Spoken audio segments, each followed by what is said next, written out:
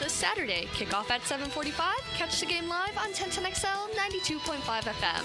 It's 64 degrees at 12 o'clock. Time and temp brought to you by Bueller Air and Plumbing. Stay cooler with Bueller.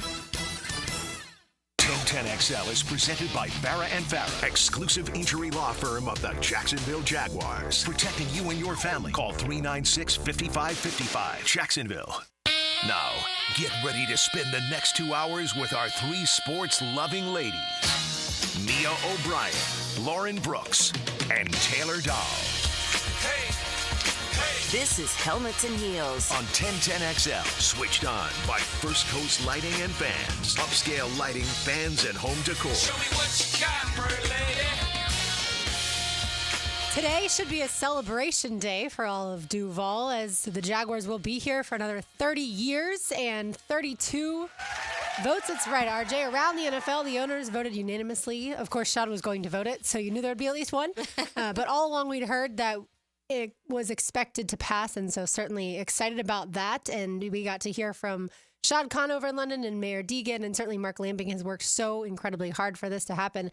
But why do I get the sense that people would rather still be angsty than they would be excited? Because I'm looking at what is probably an AI written article about, did Trevor Lawrence get benched against the Bears? Like, what are we doing? That's Mac why. Jones did come in and play that final series. Therefore, it's no called longer Trevor's job. Garbage time, folks. It's called, you don't want him to get hurt in a meaningless game. Like, what world are we living in? The reality is, as Taylor just noted to a couple of, I think it was during the handoff you said it, Taylor, and, we've talked about this throughout the building over the last few days.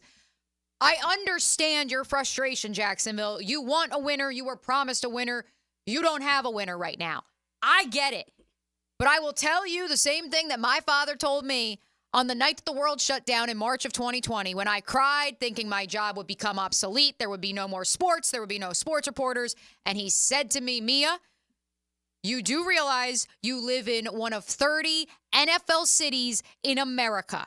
And there is nothing more powerful, aside from maybe gambling, than the National Football League in sports. It's not going anywhere. And that obviously was proved right because the NFL draft found a way to go on. The NFL season went on later that year, despite a global pandemic. And at the end of the day, folks, you are one of 30 cities. There are cities across America that would give anything to be in your shoes, to have a brand new stadium of the future coming to your city.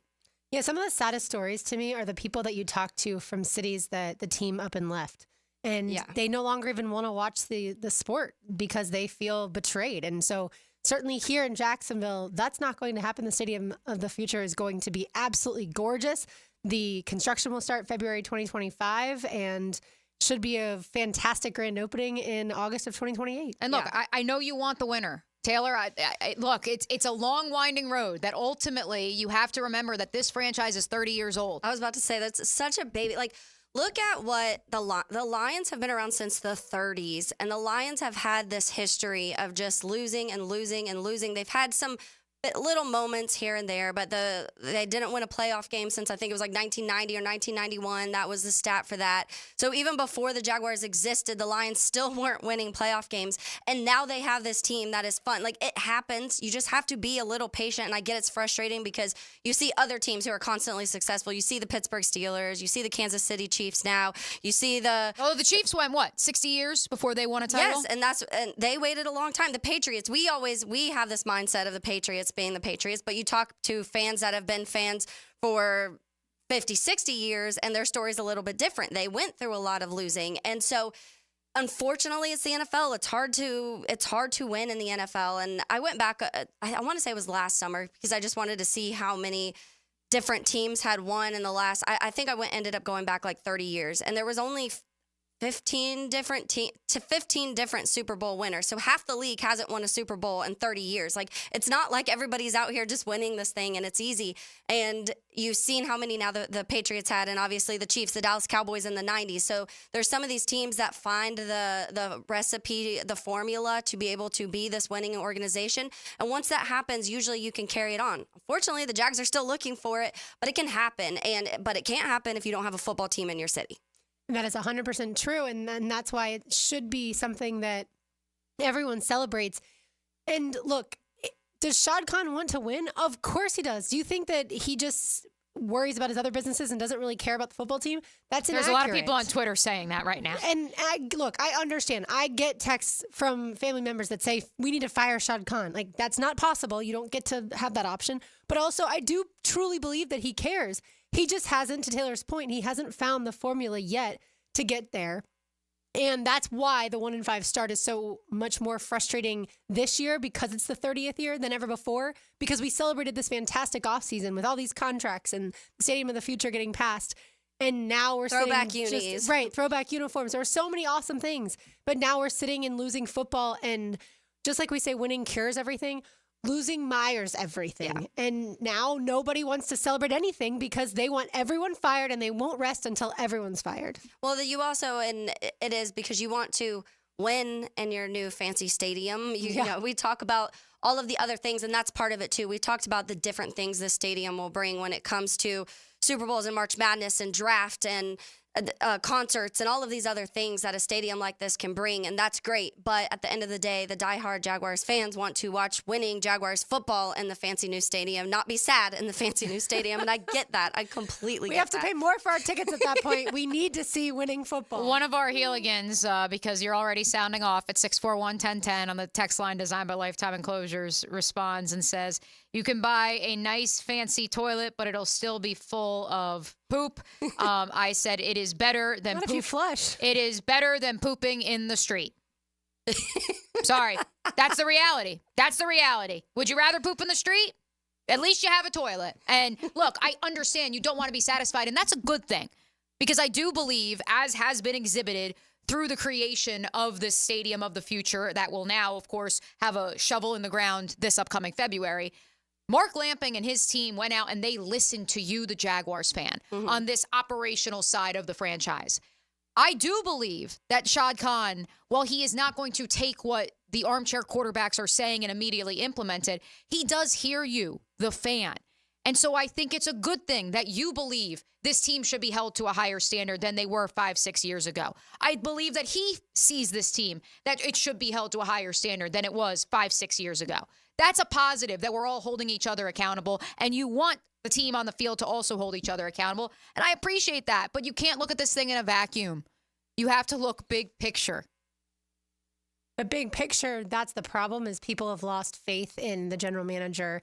Obviously, the owner for hiring said general manager and the head coach. And so while yes, it seems lovely to have a new stadium a few years down the road, and it's going to be great, but every single day that this team stays where it is, it feels like the team is going backwards, the franchise is going backwards, and it's no longer fun to watch this. Like, Sunday was not, unless you're a Bears fan, outside of the first quarter, it was not fun to watch that football game. And that's the part where I understand everyone's angst at this point in time. That's the best word I can use, because I get it. Like, we see you, we hear you, we feel you. It's just we can't change it yet. I think change will be coming eventually, but we can't change it yet. Yeah, and that's why I completely understand, and I try to shine that light of you don't even have the opportunity to see winning football if you don't have a winning football in your season, because right now that is the only little bit of light that you can look at, because I think a lot of people, when you are at this point where you feel like it's beyond, there's been years where it's been like you just don't have the players. You don't feel like that this year, and that's the bigger problem, is because if you feel like you have the talent, if you feel like your roster should match up to some of these rosters that you've lost to recently, then you know it's bigger than that, and the bigger than that then goes to the general manager and the head coach and the play caller and all of these other things, and that's when it's so beyond the control of just an easy let's win next week and it's fixed. It feels out of those hands at that point, and that's what gets so frustrating. So some Gators fans, as we've talked about, want Florida to lose because they want Billy Napier to lose his job. I feel like Jaguars fans are entering that arena of, I'd rather the Jags keep losing because that means that sweeping changes are going to be made. Yeah. That's a terrible place to be. It's not the first time we've been here, and that's why it's even more. In the last 10 years, I think, what is this, the third time? Right, and it's different because in 2020, when you were losing out, number one, second COVID reference of the program, whoops, it was the COVID season. So you kind of were able to be like, well, if we're going to lose 15 straight games, at least it's the year that, everybody's watching at home and nobody's really going to the games, whatever you want to make of that. But to that same point, in the 2020 season, this roster had been torn down. It was a lot of young players. It was okay to lose that much because that team did not have the lofty expectations that this unit does. That's why this is painful. That is why this idea of ultimately, if this is for the greater good, and this is for the greater good of the development of these players who we as fans believe in, that's where it's just such a difficult pill to swallow, a difficult needle to thread, because you want to root for this team. You want to believe there's hope, but you also recognize that, let's say that they do turn it around, right? Let's say they do win 7, 8, 9 games. But the systemic shortcomings will be masked again. And when they rear their ugly head again down the future, down the line, then what are you to say when it happens again? And I think that's where fans are right now, Lauren. I think it's that they want to believe, especially knowing what the schedule appears to be on the surface after the bye, which again, that's only 6 weeks and that's still 5 weeks away. But they want to believe that, okay, maybe there's an opportunity here. But at the same time, if it's just masking the bigger issues, then why? Just so you can feel this sensation of winning, but ultimately knowing you're never going to get to where you want to really be. It's going to be interesting to see what happens, obviously, this Sunday as we turn the page and talk Jaguars, Patriots, because it does feel like we've spent a lot less time already this week talking about actual football. Mm-hmm. It's much more about the issues surrounding the entire franchise. Even though they're in London, it still feels like there's a lot of people that are just beyond frustrated at this point. I heard a caller in yesterday, and for some reason this just stuck with me on Jaguars Today, and he said, I was 34 when the city got the franchise. I'm 63. What do we have to show for it? I'm tired. I'm frustrated. And for some reason that just jolted me to think, like, such a big chunk of his life and so many of our lives has now amounted to this. Yeah. Like, it's this dichotomy of, yes, the team's going to stay here. This team is one of the worst in the NFL. Like, the fact that they're not 32nd in every power ranking, I think for people who've watched closely, is a little surprising. But one of those teams is the Patriots. So maybe the Jags can win on Sunday. And we will talk to Bob Sosi at 1:20. He's the radio voice of the Patriots. So we'll get into all things Drake May and the Pats. All right.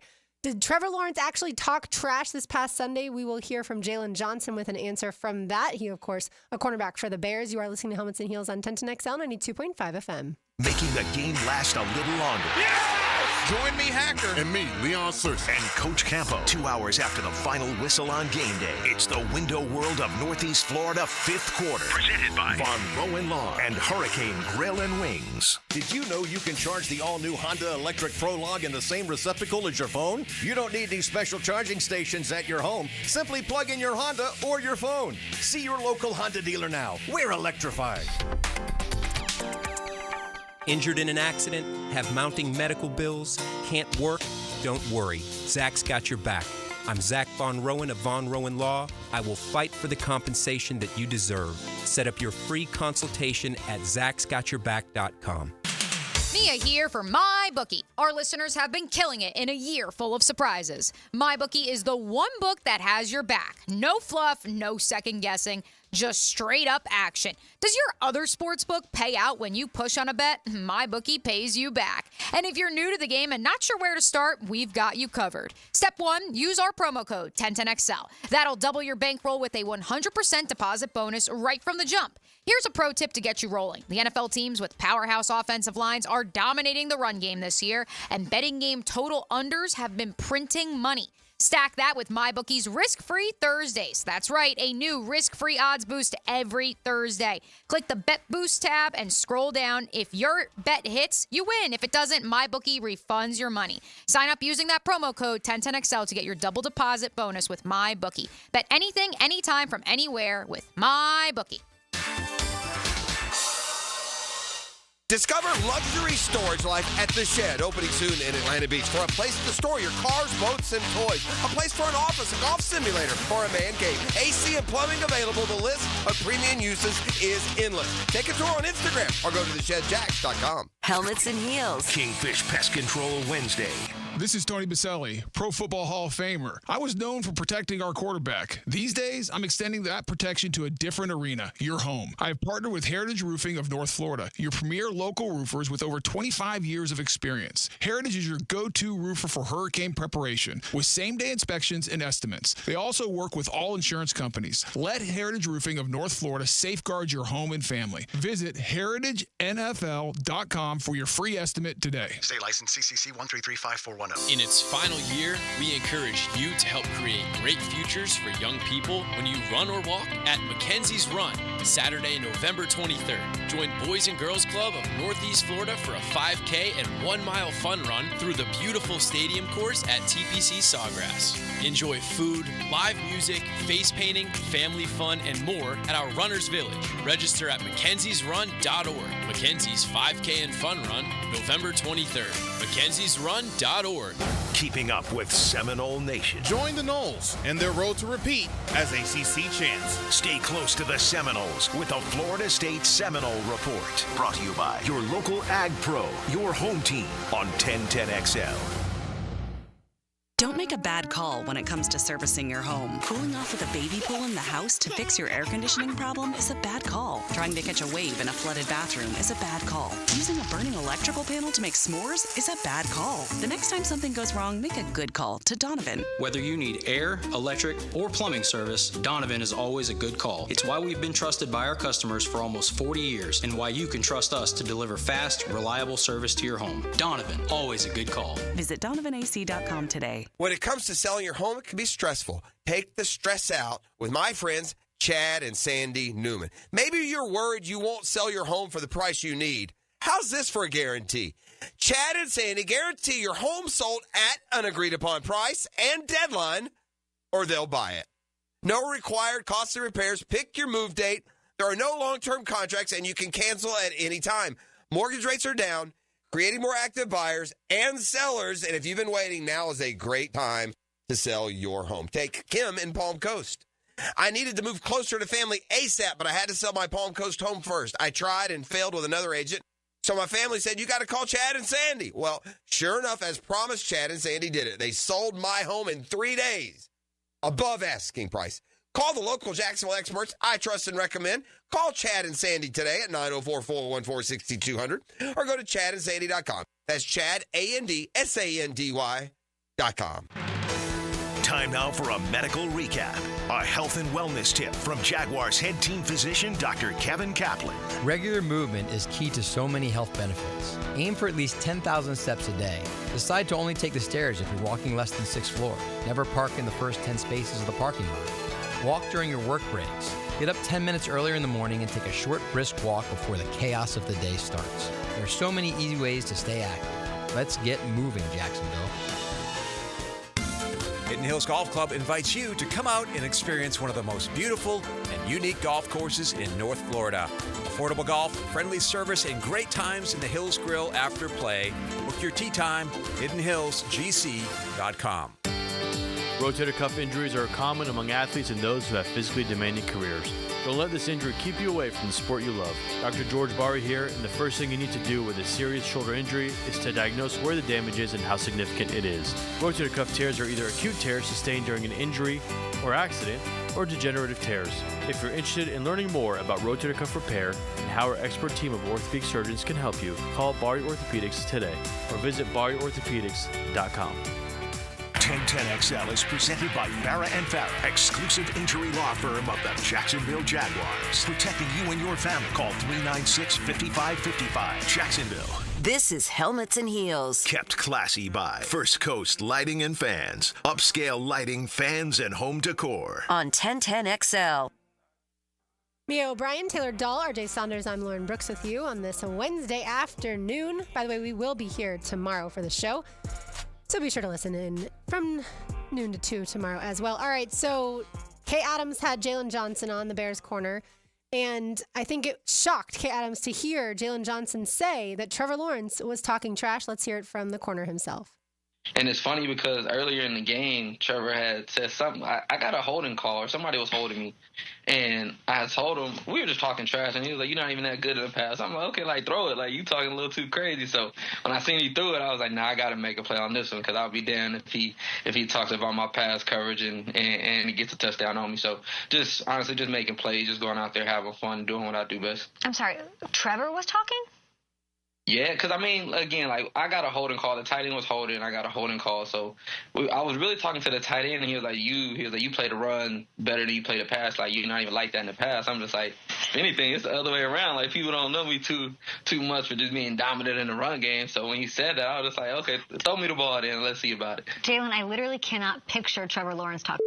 I cannot picture it. Yeah, and it's crazy because it was like either the play before or 2 plays before he ended up throwing a damn touchdown to Gabe Davis on I think it was like a scramble drill. It was like 2 plays before that. I don't know if you if you remember or the people remember, but we were talking a little bit, and then he ended up throwing a touchdown. I'm like, good thing wasn't on me, but I'm like, that would have sucked if he would have came back and threw a touchdown on me the next play. So, but I ended up getting him.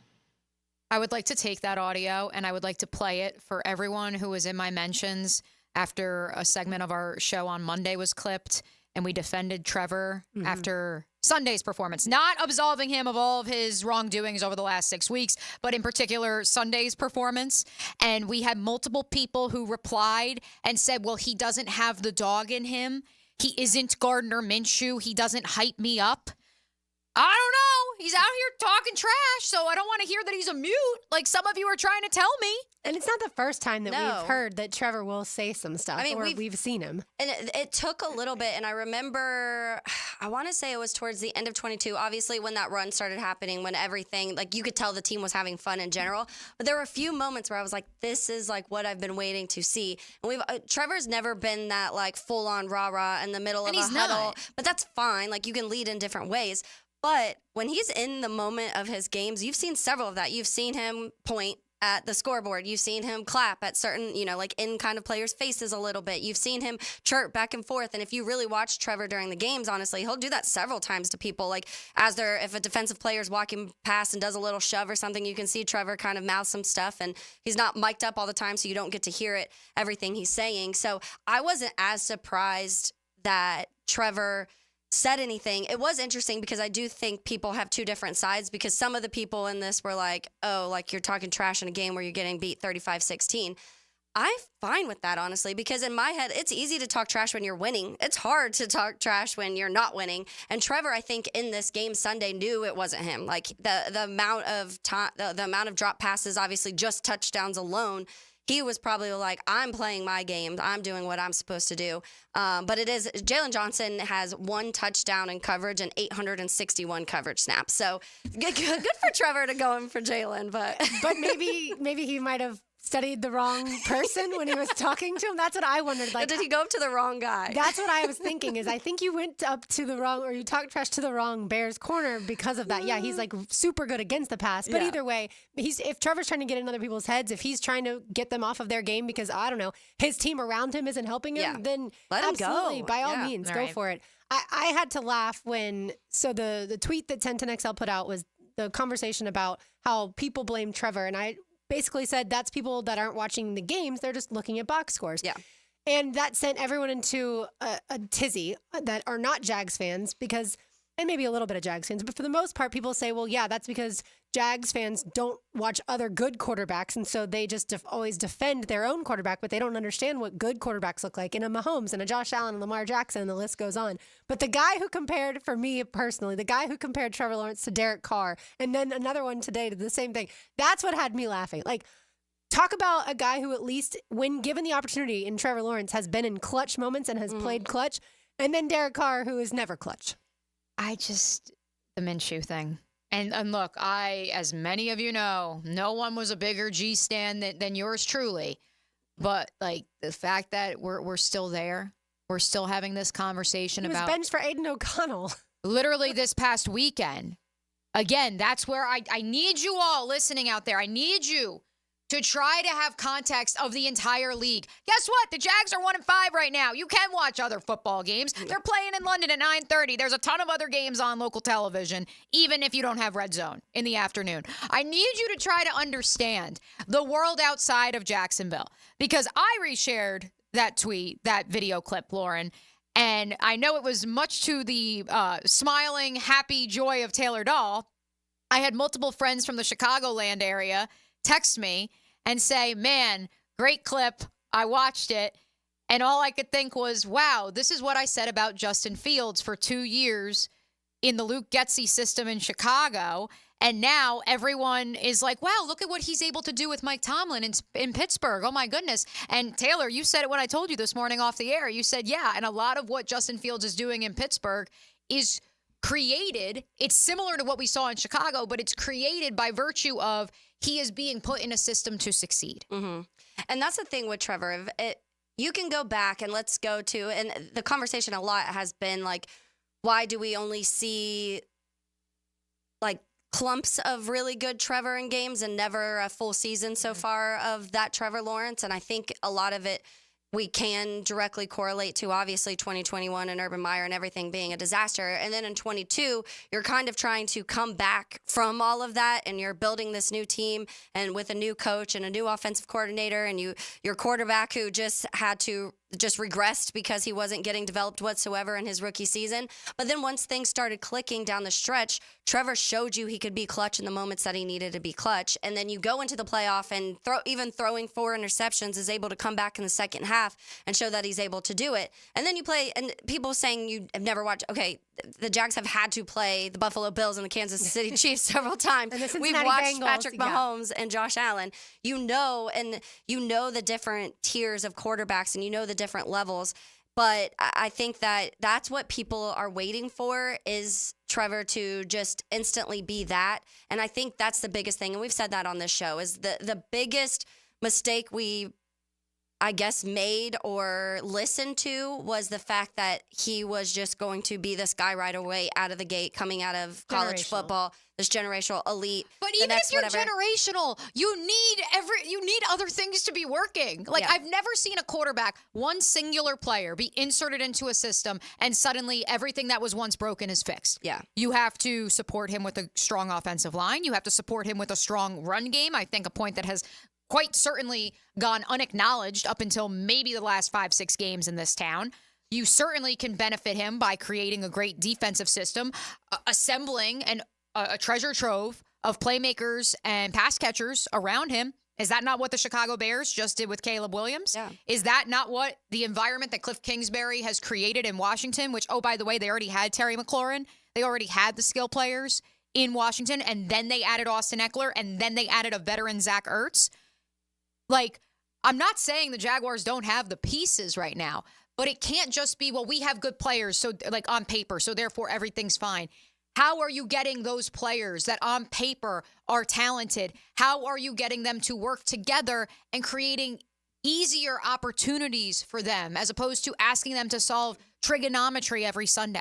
I think the difference when you point to a lot of the other quarterbacks in the NFL that are successful is their mobility. Mm-hmm. And that's something that I think Trevor has all the talent in the world to be able to run the ball, but the Jaguars don't tend to design runs very often. And occasionally, yes, he takes off, like you just heard Jalen say, that it was a scramble drill on that touchdown pass to Gabe Davis. But I don't think they utilize Trevor's mobility enough. And I understand that there's probably a little bit of concern because he did get hurt so many different times last year. They don't want to put him out there constantly running the ball. But a guy like a Patrick Mahomes, obviously Lamar Jackson and Josh Allen, when the going gets tough, they take the ball into their own hands and they are able to create first downs using their legs. And I'm not saying that Trevor Lawrence will only be successful if he becomes this mobile quarterback. I'm not saying that. But sometimes before you have everything else working properly, especially if you don't have this great offensive line, that is a way to manufacture first downs when nobody else is helping you. A few weeks ago when we were talking about before the Bills game, and I asked the question of last year when they fired the offensive coordinator and how things just kind of shifted and the offense looked better. Like, what happened and how has that carried on into the season? Obviously, when we're talking about Joe Brady and Josh Allen's lack of the interceptions going down, fumbles going down, all of these things. And he used the word, which we have used a ton on the show, Eric Wood, he used the word simplification. They simplified the offense for Josh Allen. It's okay to do that. It doesn't mean your quarterback's bad if you simplify things. Or dumb.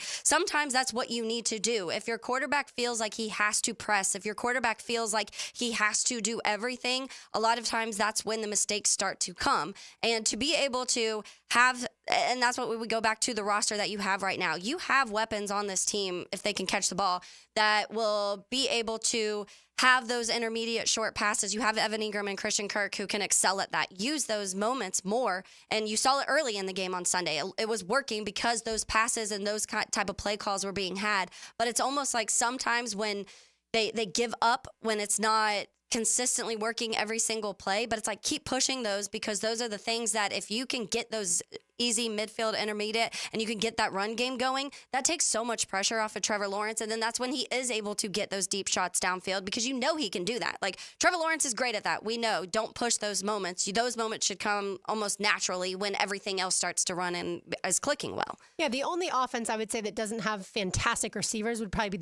be the Chiefs. Yeah. And obviously when Mahomes started his career, they had Tyreek Hill, don't anymore. But every other team that we talk about when the quarterback needs those playmakers, they all have them. And we talked about all offseason, well, the Bills don't have those guys. And you love Khalil Shakir. He got hurt. And obviously yesterday the Bills traded for Amari Cooper because they know we have to continue to support our franchise quarterback. Y'all want to talk some college football? Yeah, let's do it. We haven't done nearly enough this week. Let's get to that on the other side. You are listening to Helmets and Heels on 1010XL 92.5 FM. October's Breast Cancer Awareness Month, and Ackerman Cancer Center offers women's health, diagnostic, and screening services, including contract-enhanced mammography and total body MRI. Early detection is the key. Visit AckermanCancerCenter.com. Hello, First Coast. I'm sure by now you have seen our bright green GFL trucks and containers throughout the greater Jacksonville area. We're an industry leader in solid waste and would love the opportunity to earn your business. We're committed to customer service, reliability, and have an unwavering focus on safety. Whether commercial or construction, let us haul your waste away. Call 904-760-5880 to get a quote today from GFL, Green for Life. We've all heard the saying, go big or go home, right? Mia here, and I've got a new spin that goes a little something like this. Go epic and save thousands. And then you can go home in a brand new Toyota from Arlington Toyota.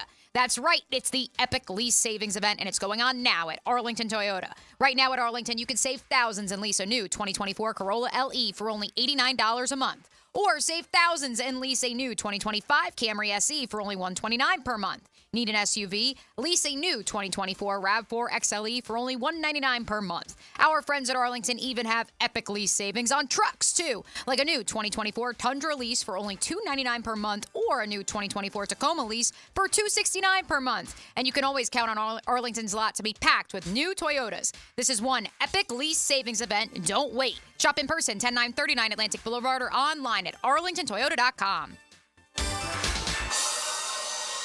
Ready to sharpen your aim or find the perfect firearm? Come to St. Nicholas Guns and Range for our White Tag sales event. Up to 20% off all White Tag firearms all October, with a huge selection of guns, ammo, and gear, plus Jacksonville's best indoor range for every skill level. They've got what you need to hit your target. If you're a pro or just starting, their friendly experts will guide you at 4630 Planning Boulevard or online at stnickguns.com. St. Nicholas Guns and Range, gear up, shoot a lot, shoot better.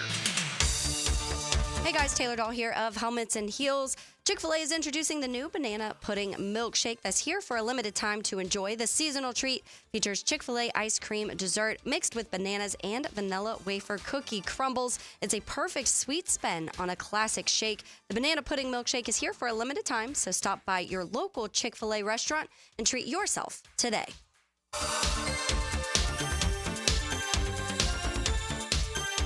It's a Helmets and Heels Kingfish Pest Control Wednesday. If you suffer from constant burning, tingling, or numbness in your hands or feet, it could be a serious condition called neuropathy. I'm Dr. Nathan Riddle, DC with Riddle Wellness in Ponte Vedra. Neuropathy is treatable, and we have seen great results by using state-of-the-art, non-invasive therapies to target damaged nerves, reduce symptoms, and improve nerve function. Call 904-395-5598 to schedule your free consultation today and learn how you can live pain-free. Call 904-395-5598. Has someone you care about been arrested or had their driver's license taken away? I'm Susan Cohen, and I work with David Robbins at the law firm of Epstein & Robbins. We are experienced fighters for those charged with DUI, domestic violence, and all criminal offenses. In your battle with the justice system, there's only one thing you need to know. Dial David 24/7 at Epstein & Robbins, 354-5645. 354-5645. This date in sports history is brought to you by Southeast Orthopedic Specialists. On October 16, 1974, MLB Oakland A's pitcher Ken Holtzman, in his first at-bat of the season, hits third-inning home run in Game 4 of the World Series. Joe C. for CSS Fireplaces and Outdoor Living. And if your dream is to create that space where you're living large in your backyard, then you need to get with the good people at CSS. They put a gas log in our fireplace, an awesome fire pit out back where the kids can toast s'mores and we can just hang out and watch the game. It's all part of your outdoor living experience with CSS Fireplaces and Outdoor Living. You dream it, we build it. CSS. Poker players, brace yourselves. The World Poker Tour storms into Best Bet Jacksonville October 31st to November 19th, and the forecast calls for massive prize pools. Event 1 has a cool $200,000 guarantee. Event 6, a downpour of $300,000. And the main event, a flood of a $1 million guarantee. WPT Championship satellites are already brewing. Don't get left high and dry. Head to bestbetjacks.com for details. That's bestbetjacks.com. Collisions happen on every play in football. Collisions also happen every day on the road. If you need auto body repair, from a $30 job to a $30,000 job, trust San Jose Collision in Mandarin. Mark Watson with Hardball Creative. Are the company's Zoom calls getting boring? Might be a good time to order some new logo caps or temporary tattoos. Check them out online at hardballcreative.com. Hardball Creative. Hardball does it all.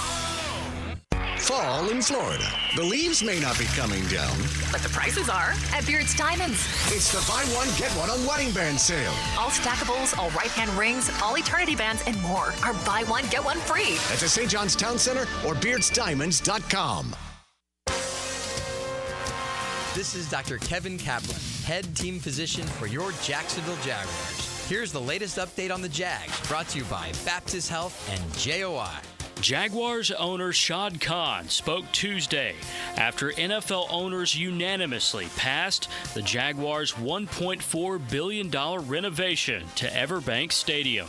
Well, I think it tells you, we believe in Jacksonville, the NFL believes in Jacksonville, and it reaffirms really all of our confidence in the city, our fans, and really now to have a venue that's world-class. It's absolutely, I think it's one of Jacksonville's finest hours. 24 of the 32 NFL owners were needed to approve the Jaguars project, and all 32 voted to approve. I'm Andrew Gibson with your Jacksonville Orthopedic Institute Jaguars Update. 1010XL is presented by Farah & Farah, exclusive injury law firm of the Jacksonville Jaguars. Protecting you and your family. Call 396-5555. Jacksonville. Helmets and Heels is switched on by First Coast Lighting and Fans. Upscale lighting, fans, and home decor on 1010XL. I do want to stress once again, this is an interactive program, Helmets and Heels is. Please interact via the MyBookie Digital Studio chat line, the text line designed by Lifetime Enclosures, 641-1010. I'm almost debating making this one a Twitter poll question, a graphic or something, Lauren and Taylor and RJ, because this is not the first I've heard this sentiment that one of our Heeligans on the text line just shared this week. Let's go UK. If the Gators beat Kentucky, Florida State, and one more, Sun Belt dummy stays. I feel like we are finding ourselves more and more with the weeks that pass, and maybe it's, recency bias of hanging with Tennessee. Probably should have beaten Tennessee last Saturday. Not probably. Should have beaten Tennessee last Saturday on the heels of walloping UCF, a team that many, including myself, did not anticipate to be as much of a blowout as it was, although now UCF's recent performance suggests that maybe they're on the wrong track. The point being, I can't help but feel like more and more people across the board, Lauren, are coming around to the idea of if Billy Napier wins this weekend, if he beats Florida State, and if he can find one more win to get to 6. But where's that other win? Ole Miss, LSU, Georgia, Texas? Like, that's I don't know. I understand, like, in a normal season, finding another win after potentially beating Kentucky. And look, I saw Kentucky's favored by 1 point. I feel like the odds makers are basically throwing up their hands because the game's in Gainesville. They're like, I don't know who's going to win this game. But at the end of the day, yes, there are tons of Florida fans who fully cheer for Florida to lose, other than against the rivals, because they want a new head coach. That's not, to me, that's surprising because they were doing that at the end of last year. Yeah. And that's when it was surprising to me, is you still at least have the chance in the third season under Napier to have the program going in the right direction. But for the here and now, not everyone, most people have given up, or I think a large vocal majority has given up on this season, and they don't even care if Florida beats Kentucky. I'm not in that. I want Florida to win as many games as possible, and yes, get an upset. And if Napier keeps his job, then he better hire an offensive coordinator and turn the entire offensive playbook over to an offensive coordinator. Are we living in a parallel universe, Taylor? Because didn't we just have the same conversation about the Jags? Yeah. It is very. But people don't want the Jags to implode the rest of the season. Like if the season turned around, I think people would be ecstatic and they'd say, okay, Doug's got it under control. Even if Florida wins a few more games, there are still going to be people that say Napier is the worst possible coach because of the in-game decisions. We don't necessarily say that about Doug as far as bad clock management. Mm-hmm. Yes, we yell at him for going for 2 at times, or back when the Jags scored touchdowns. Yeah. But you more or less going for it on 4th down. That part, yes. But overall, he's not a bad in-game coach. Maybe like Ole Miss will just be like done, and that's Lane's gift. Honestly, what did I say last Friday when we made our picks? I said, Florida, every loss that Ole Miss suffers is a win for you. Yeah. It's kind of like when the Jets were losing, or rather winning in 2020. And you're saying, all right, we need the Jets to win because it helps in the Trevor sweepstakes. This is helping you in the Lane Train Florida sweepstakes. Beats Kentucky, Ole Miss, and Florida State to end the season. Do you think people would flip on Napier? No. I think there's probably 75% of the fan base that it doesn't matter what happens the rest of the season. And that's insane because if Florida beats Georgia and beats Ole Miss and beats LSU and FSU, then you should change. But everyone's so in the moment, right? And so they can't project their feelings when they're just in the here and now. And again, we've talked about Florida State fans being like this right now. They're just plain miserable. I know Florida State fans that haven't watched the last couple of games. They've decided to do other things with their time because they don't want to. They know their team's going to lose. They don't want to see it. And like we talked to Rick Ballou yesterday, if Duke beats Florida State and Duke's favored, it's the first time ever that Duke has beaten Florida State. Here's how you know it's a basketball school. If you Google Duke schedule or Kentucky schedule, basketball comes up, and that's when, if you're a football school, if you have to put Duke football schedule, correct, then you know it's a basketball. Same with Kentucky, and Kentucky's beaten Florida the last few years. Basketball season is around the corner, folks. T-minus 3 weeks till opening Monday. Monday. Football season, and so we have to talk about Georgia, Texas. Do y'all remember? I'm sure you do. In 2019, in the Sugar Bowl, Georgia played Texas. Yeah, and Bevo, the Texas mascot, attacked Uga. Yes, left his little pin really in the area and went after Justice Uga for 10. Uga. Uga unfortunately died in his sleep earlier this season. Maybe that was partially a cause of it, of him dying young. Is not that young, but because, yes, Bevo was not under control, and it could have been a lot worse. Give him some heart palpitations. Correct. Yes, palpitations.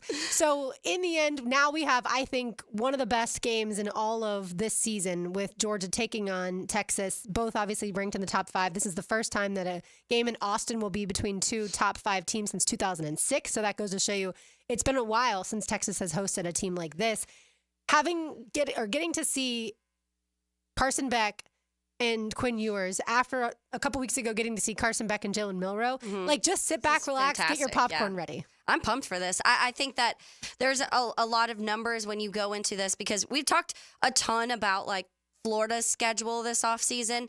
Georgia's road schedule has been insane. And then now, obviously, they're doing it again when they're going to Texas. But when you go back, I was reading some of these numbers. So since 2023, Georgia's averaging 39.2 points per game against ranked opponents and allowing an average of 17.4 points per game against ranked opponents. Texas is averaging 36.2 points per game against ranked opponents and allowing 24.6 points per game. Both teams have played 7 ranked opponents since 2023. The one thing that really stood out to me is third down. So Georgia's converting 38.89% of the time, 28 for 72, and opponents are converting 32.89. Texas has a 50% conversion rate on third downs this season. That's wild, especially because Quinn Ewers hasn't played every game. Yeah. And yes, Arch Manning was this highly touted prospect, but he's actually been just as good as what everyone thought. And so at the end of the day, I feel like my SEC bias, and yes, Texas is in the SEC now, I understand, but because they just joined the SEC this year, my bias feels like Georgia's going to go in there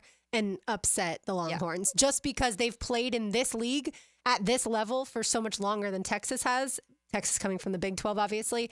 One interesting thing to me, Mia, is that we're going to see absolutely no punishment for Kirby Smart. We saw him push Michael Van Buren. At least we saw the video of it. Oh. Yeah. Greg Sankey says I was like, what punishment is Kirby? I'm like, what? Because he employs Mike Bobo? Because that's what I was going to talk about. But because his whole team is getting arrested. Yeah, that too. But so a lot of people thought that Kirby needed to be suspended for a game because of that incident. But Greg Sankey, the commissioner of the SEC, came out and said that he believes it was not intentional, and so absolutely no issues for Kirby Smart as far as misconduct is concerned. People also thought Nick Sirianni should have to issue a public apology, and that hasn't happened, at least as of this writing on Wednesday. So, what I'm most fascinated to see is the total for this game is 56 on MyBookie right now. It's one of the higher totals on the weekend. And while I believe both these outfits can score in the bunches, Georgia has not necessarily proven that they can start fast. And Texas has. That is where my questions begin when it comes to the offensive operation.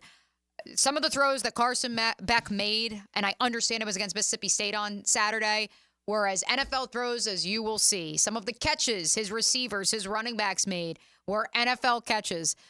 But also, why are we making it this difficult? Part of it is that they are struggling to get the run game going. I understand that. They're one-dimensional at this juncture. But I also just can't get past feeling like, again, it's circle peg into square hole. And he's been there. He's worked with Mike Bobo for a year past. They had a whole off season. They seem to like to work together, so why are the slow starts still occurring? They would tell you that the injuries to the offensive line has been a significant, has had a significant impact, on the offense. I think without Trevor Etienne, I don't know exactly how good Georgia's offense would be when they are clicking on all cylinders, because without Trevor Etienne, they have really nothing at running back because of all the injuries and things like that. So to me, Georgia, yes, they cannot get down like they did to Alabama 28-0 and come back and win because Texas also has the athletes. That is one thing where Steve Sarkisian has done such a good job of loading the roster, and he works with the transfer portal too. We just don't talk about Texas as much here because they're not as close geographically, but Sark has done a fantastic job of getting guys. I mean, we saw all the guys drafted in the NFL, and he's been able to replace them. And so, it does to me come down to Georgia's offense versus Texas's defense, because I know Texas's offense can score. And it will be interesting. We've talked about the slow starts, obviously, in Georgia, but when it comes to also, I feel like sometimes it's all or nothing with Carson Beck. And I was reading another stat recently where he has the most 20-plus yard passes in college football, the second most 30-plus yard passes in college football, and like the fifth or sixth most 30-plus yard passes in college football. So that's a lot of passes that you're throwing 20-plus yards down the field. And sometimes I think maybe that is in regards to the line. Maybe he just has to make these decisions so quick. So he's taking these shots downfield rather than maybe letting some of those shorter plays develop up front. So that will be fascinating to see Texas's defense trying to take away some of those big plays that Georgia's been able to make, because I do think that's what helps them later in games is Carson being able to get the ball downfield and kind of get a lot of these chunk yardage plays late. We also can't just ignore the fact that they gave up 31 points to Mississippi State. Yeah. And that was to their backup quarterback. Look, I'm excited for Jeff Lebby. I hope it works out in Stark Vegas because he's from the Josh Heupel tree. Yes, he's a little bit younger, but the idea of bringing, back a attack mode offense to Mississippi State after the 1 year of Zach Arnett, where obviously he was a defensive-minded guy, but they still were trying to run the air raid a little bit with Will Rogers. I'm excited for this new look Mississippi State offense. They've been losing, but they've been scoring.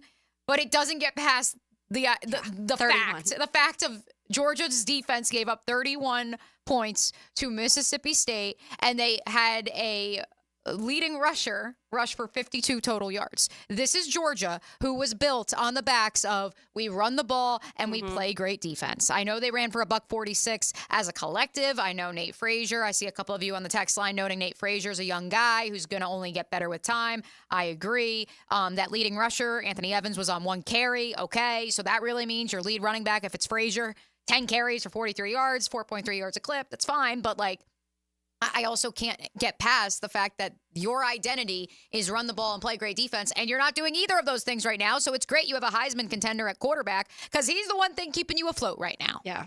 Speaking of quarterbacks, we will also get to see Jalen Milroe take on, obviously, the defense, but I like the quarterback matchup of Nico Iamaleava because you've got Alabama, Tennessee Saturday night as well. All right, so 2 quarterbacks who we have not mentioned their names one time on this show all season long, but I want to give them credit. Haj Malik Williams plays for UNLV. The reason I want to bring him up, he has the best quarterback rating in the NCAA with 9 touchdowns, 1 pick, since he took over for none other than Matthew Sluka, who decided that he didn't want to play college football anymore because he wasn't getting paid what he was promised. Now Sluka looks to me like the dumb one. And I appreciate the fact that Williams has come in and played really good football, stepped up and said, hey, that guy wants to leave. Yeah. I'll jump in. I don't care how much I'm getting paid. Round of applause for UNLV. I know they were ranked. I know it's been an up and down at times off the field season for the UNLV outfit. But yeah, it's a good story. It is a good story. The other guy I want to mention, Curtis Rourke. He plays for another basketball school. That would be Indiana. If his last name sounds familiar, folks, why is that, Lauren? Exactly, because he's related to Nathan Rourke. Indiana, of course, is undefeated. This cat has 14 touchdowns and 2 interceptions on the season. And Indiana plays in the Big Ten. It's not like they're a slouch of a conference. So just wanted to give both of those guys a shout out. And before we go, and by go, I mean get ready for the 1 o'clock hour here on Helmets and Heels. We're not going anywhere. I do want to, sorry. I do want to put a bow on how we began this segment. The Athletic just released its updates of which college football coaches have the hottest seats at the midseason mark. And they went through conference by conference. 2 names in the SEC. I know you're shocked to hear that Billy Napier is one of the 2 names in the SEC. His temperature check is listed as toasty. Our friend Sam Pittman, a friend of 1010XL, hot but cooling off a bit with a 4-2 mark. I think what's interesting is as you scroll through the Athletics rankings and all the different names that they foresee, easily across the Power 4 schools, I would argue the next hottest hot seat in light of Sam Pittman and Arkansas' start to the year would be Dave Aranda with Baylor. That's considered hot. The 2 names in the Big Ten, Mike Loxley with a lukewarm 3-3 start for Maryland. Look, it's Maryland. They're going to win 6-7 games. They're going to go to a bowl game. That's who they are. Yeah. And Purdue's Ryan Walters with a 1-5 start. For me, it's concerning if you're a Florida fan. So Ryan Day's not on the hot seat? Not according to the Athletic. Nope, no Ryan Day. Oh, and then Mac Brown, that it's getting warmer. Yeah. But I think that may just end up in a no Kalen DeBoer on the hot seat? No Kalen DeBoer. Trent Dilfer, and a couple other names from the group of 5 schools. But the point... If they lose to Tennessee, I think he's on that list. The point is... He's on that list for some people already. Yeah. Especially because they almost lost the point is of the group of the Power 4 conferences... There's no doubt Billy Napier, whether he wins on Saturday against Kentucky or not, the national perception is that he's on the hot seat. I just can't help but ignore. I can't not ignore the groundswell because I've heard it from multiple people, not just those of you on the text line. I've heard it from multiple people. This notion of, well, if they look like an operational football outfit again on Saturday, are they finally turning a corner? But as I keep saying, like the team itself, offense, defense played really well. Special teams tried. But the coach himself is the reason that Florida lost. That's when you're taking on a top 10 team in a stadium that holds over 100,000 people. So obviously a hostile environment. And you should have been up 20-0 in the first half. And you're the reason that they lost.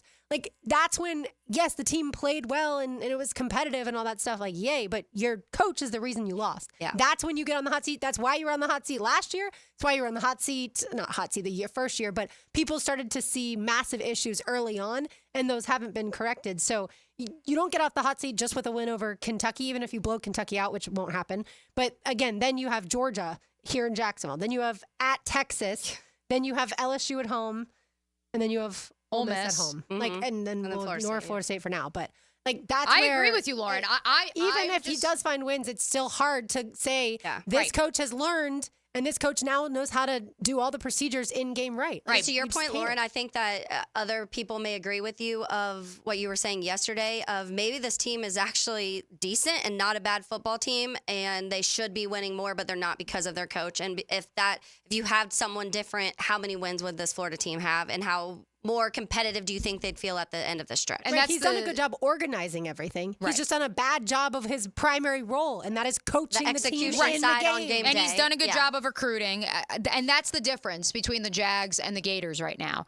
With the Gators, you played and you executed well enough to win on the field. Your players did on Saturday. Your coaching miscues ultimately is what let you down. Whereas with the Jags, you could argue it's more of a big picture, systemic culture, as well as operational miscues that are both by players and coaches. Yeah.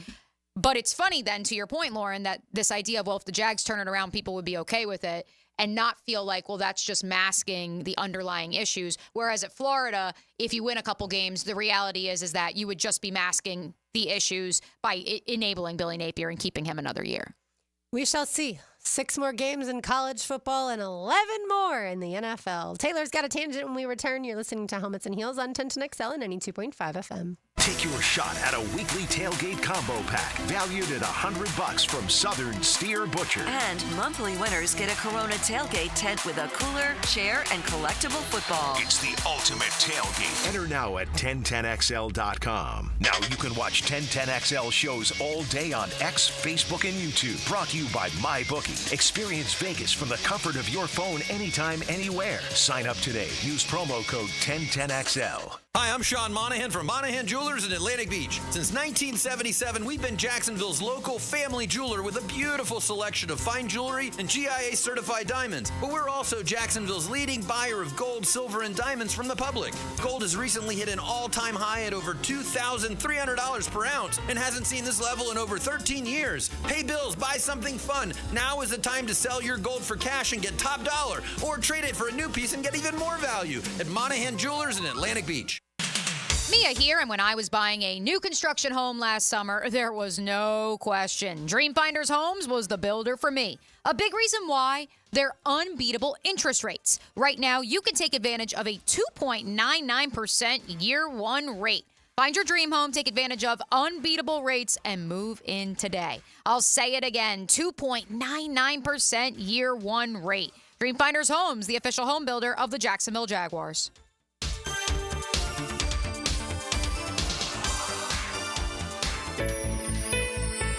The Jaguars are back at Everbank Stadium to go head-to-head with the Green Bay Packers for our crucial catch game. Join us October 27th as we fight cancer through early detection, risk reduction, and awareness all game long. Lock in your tickets now by visiting jaguars.com/tickets or call 904-633-2000. We'll see you there. At Hodges Mazda, we are proud of our solid reputation in the Jacksonville community. Lauren Brooks here. As your hometown Mazda dealer, our high customer service standards and our huge inventory of new and used cars provide our customers a consistently first-rate car buying experience. Our professional non-commissioned sales team puts your best interest first without exception. And every vehicle purchased from Hodges Mazda comes with 2 years free maintenance. Visit Hodges Mazda today or shop online at HodgesMazda.com and discover the Hodges Mazda difference. Mia here for MyBookie. Our listeners have been killing it in a year full of surprises. MyBookie is the one book that's got your back. No fluff, no second guessing, straight up action. Does your other sports book pay out when you push on a bet? MyBookie pays you back. And if you're new to the game and not sure where to start, we've got you covered. Step 1, use our promo code 1010XL. That will double your bankroll with a 100% deposit bonus right from the jump. Here's a pro tip to get you rolling. The NFL teams with powerhouse offensive lines are dominating the run game this year, and betting game total unders has been printing money. Stack that with MyBookie's Risk-Free Thursdays. Why wait? That's right there, a new risk-free odds boost every Thursday. To find the bet, click the Bet Boost tab and scroll down. If it hits, you win. If it doesn't, MyBookie refunds your money. Sign up now and get your double deposit bonus with MyBookie, the best sign-up bonus for Florida bettors. Bet anything, anytime, from anywhere with MyBookie. Roof damage? Call before you claim. Green Law Group, fighting insurance companies for you. They will work for you when you have roof damage. Don't let your insurance deny you. Don't call an adjuster. Call Green Law Group at 904-302-7055. Remember, if you have roof damage, call Green Law Group before you claim. They've settled millions and will work hard to get your claim and new roof.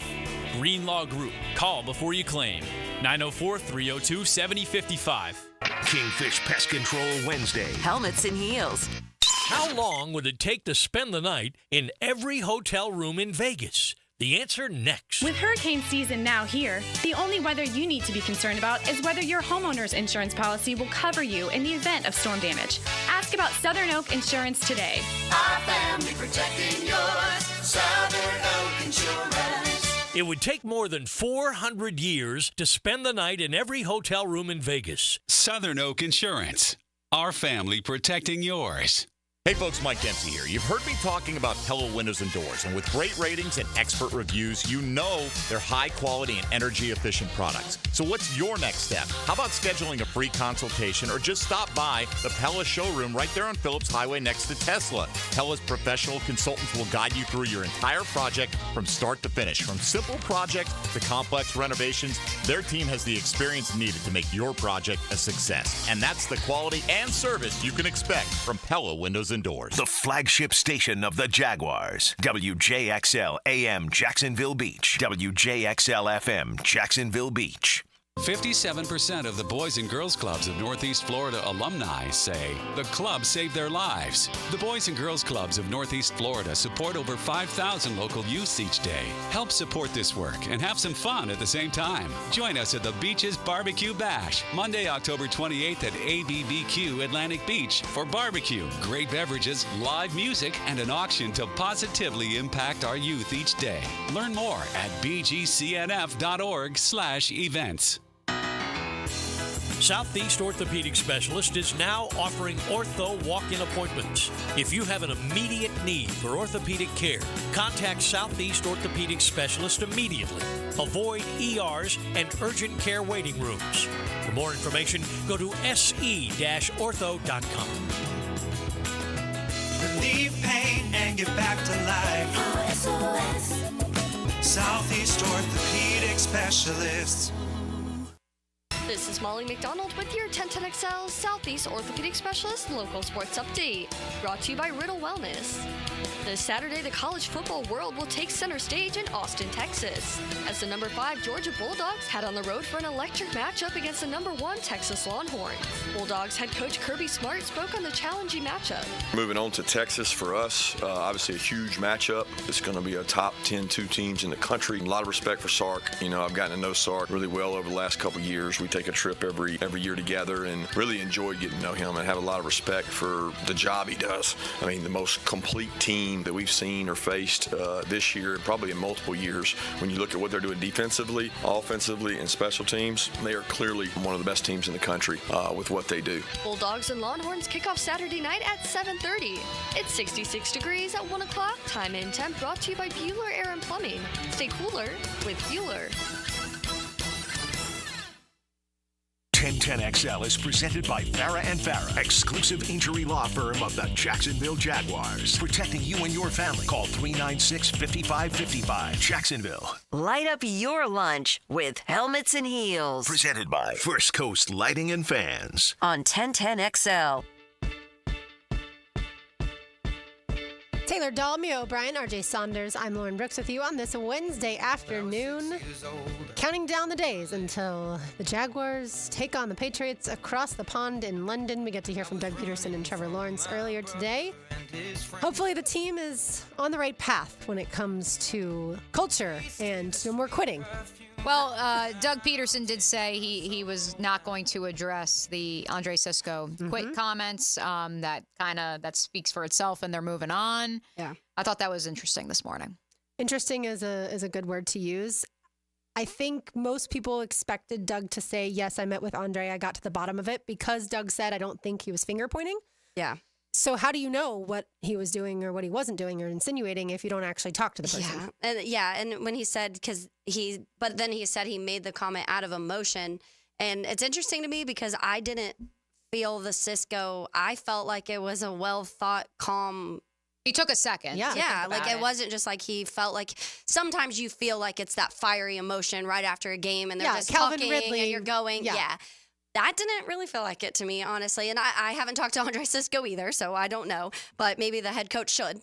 Just saying. Just to clear the air, I think, and figure out, like, did this negatively affect the other teammates, too? Because I think that needs to be addressed within the locker room over there at the Grove. Like I said, we shall see. All right, right now, Taylor Dahl has a tangent. Now, Taylor's Tangent, served up by Chick-fil-A on 1010XL. So we were talking about this yesterday, and then Mike Duraco posted a stat about the Jaguars' drops. So since Trevor entered the league in 2021, the Jags have dropped 113 passes in that time, most in the NFL, 21 more than the next team, which is the Kansas City Chiefs. So it just brings, it's so fascinating, interesting, weird. Like it's someone needs to study this of what is going on in Jacksonville when it comes to drops. And I will go into some details here on why it's just all over the place and kind of odd. Let's start with this year. I reached out to Daniel Griffiths just to get some of those drop numbers because you can go to site and they're all different. So he has access to some numbers, obviously, that are a little more difficult to find for us and percentages and all of that stuff. So Brian Thomas Jr. has 4 drops, 13.8%. Christian Kirk, 3 drops, 11.1%. Gabe Davis, 2 drops, 10.5%. Brenton Strange, 2 drops, 13.3%. Only 2 drops for Gabe? That's shocking to me. There were 2 alone in the game on Sunday. And he dropped that other pass that hit his face mask in another game. Yeah. And so drop numbers are weird, but this is the numbers that he gets. What is which a drop? via What is a catch? If it hits your hands or if it hits your helmet, to me, it should be a drop. Yeah, in which I guess maybe that's the 2. I don't know. And maybe some of them they credit on they put on Trevor that maybe weren't in the right spot or whatever the case may be. So this is just the numbers that he gets all of his, obviously, with through PFF, a lot of these things. So a lot of the PFF numbers, too, are eye tests for a lot. It's people watching these games and counting them. So it is a little more, sometimes the analytical side of tracking the drops compared to someone watching a game and tracking drops are different. You'll have 2 people sitting in the same booth that will have different numbers for drops. It's just weird. But so then we have Travis Etienne has 1 drop, 5.9%. Luke Farrell, 1 drop, 16.7%. Parker Washington, 2 drops, 40% because he only has 5 targets. So I started going back and thinking about since this time that Trevor Lawrence was here and all of these drops and the people that we've known for being the droppers in a lot of these seasons back to that time. Laviska Shenault obviously was a big one. I feel like he was constantly dropping passes. He led the league the 1 year, and now it's still been an issue since he left Jacksonville. He still has drop issues. But he was in the top 11 of drop passes in 2021. Laviska Shenault was. And then that's just been his career so far. When he gets the ball, his drop percentage is very high.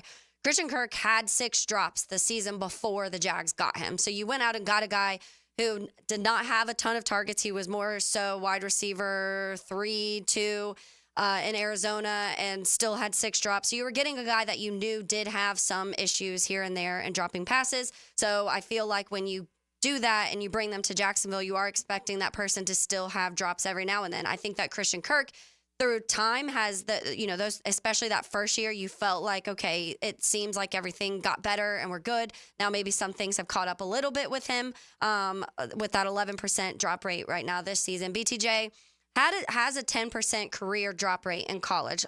His last season, only 7.7, so it did drop his final year at LSU. But over his career, he did have a 10% drop rate during his full career in college. I wonder what Malik Neighbors' drop rate is. Yeah, and I was reading, Marvin Harrison's actually was higher than BTJ's was last year, but BTJ's was higher over his career than Marvin Harrison Jr. I did not see Malik Neighbors, though. But Gabe Davis had 9 drops in 2022 and then kind of had a better year the following year. And then now this year we're seeing those moments too. And to your point, it says only 2. We feel like most people, I think, would say you would think there was more. Those are ones we'd have to go back and see what exactly they're seeing, that they're not counting them as drops. But the thing I'm looking at is there's just so many different things happening. So some of these guys have issues here, but they also had issues at their previous stops. Right. So it's not a surprise that they're still dropping balls. Evan Ingram's one of those guys. Yep. Evan Ingram does not have a drop so far accounted for him this year. He also has missed time. But Evan Ingram had a drop issue in New York, and everyone's like, oh, it's gotten better. It has. He still had 7 drops last season. Evan Ingram, it's just kind of part of his MO. He's going to drop some passes. That's what he is. But then now he's gotten so many more targets too that 7 drops on 100 and something targets doesn't look as bad as 7 drops with 45 targets, obviously. So that's just part of it. Some of the drops happen here, leave here, and continue everywhere else. That's Laviska Shenault. That's an interesting one because I feel like in college it wasn't something he was super known for, but then all of a sudden it was in the NFL, and then it has been since he left the Jacksonville Jaguars. I was looking earlier to find Laviska's numbers in college, couldn't find the direct number, but there was nothing written on him of having any sort of drop issues when it was talking about the combine and the draft process during that time. Somebody like Zay Jones, for example, who had 4 total drops in 3 seasons before he came to Jacksonville, then had 13 drops in this first season here in Jacksonville. Weird. It's just kind of like they're all over the place, and it's what is happening. This is why people want Keenan McCardle to come back and be the wide receivers coach. Yeah, and so I think I talked about the Evan. He still has his moments, but when you have the amount of targets, the uptick in targets, and the drops stay the same, I think you would say that's an improvement.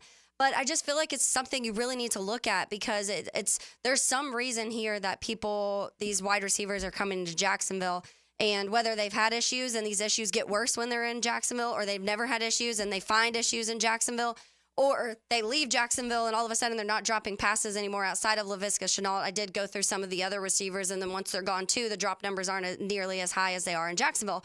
There has to be something. It's the Indian burial ground. Weird. It's whatever bones are buried under the stadium. Let's also not bury, not the lead, but the other side of the coin of this argument, Taylor. Mm-hmm. When D-Rock sent this tweet the other night, like the number of replies of people saying Trevor doesn't throw a catchable ball, the point dip. This is my favorite from, I'm not even going to say the person's Twitter handle because I just feel like I'm getting dumber reading it.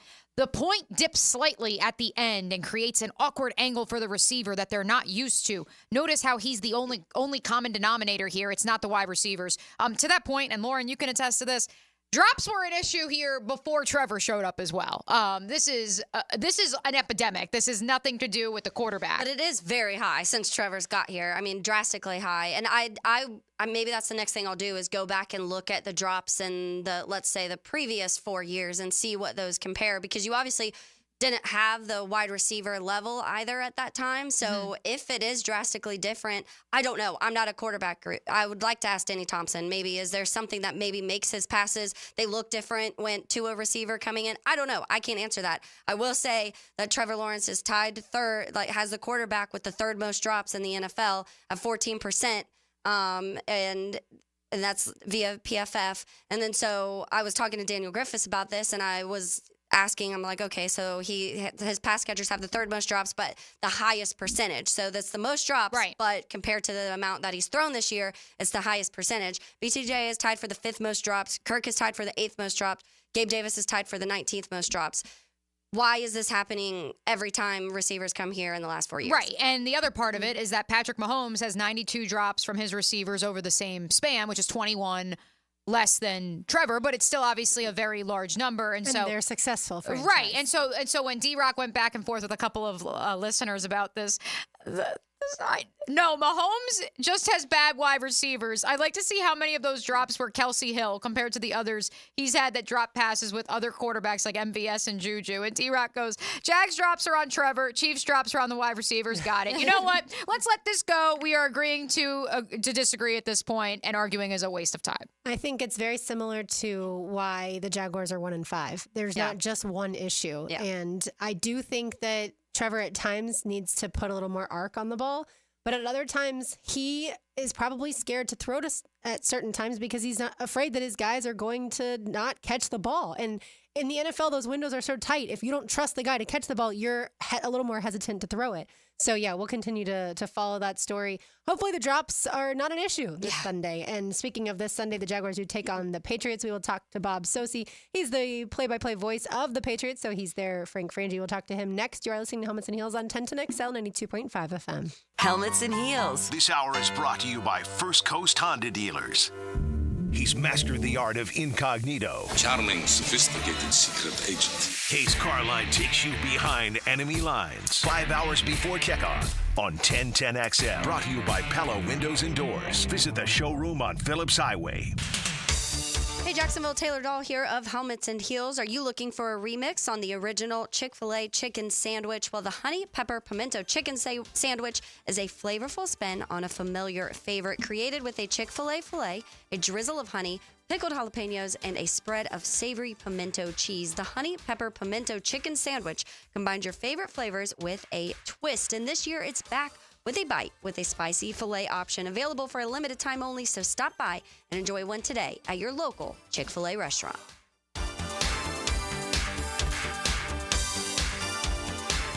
One second left. Packers are ready to score. Will your business defense hold? Double-check cybersecurity stops threats 24/7. Don't wait. Visit doublecheck.com today to schedule your free security consultation. Act now and stay protected.